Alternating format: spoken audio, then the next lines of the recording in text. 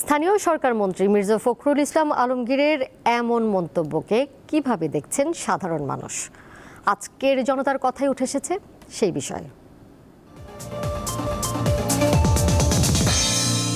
সরকারের 5 মাস পার হলেও এখনো প্রত্যাশিত পরিবর্তন আসেনি।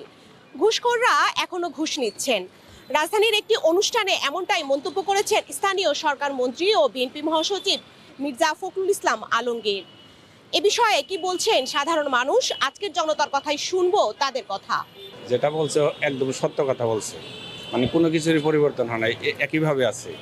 যারা ঘুষ খাওয়ার ঠিকই খাচ্ছে, যারা চাঁদাবাজি করার ঠিকই করছে, সব ঠিক আছে। আসলে সাধারণ মানুষের জন্য কিছুই হয় না এখন।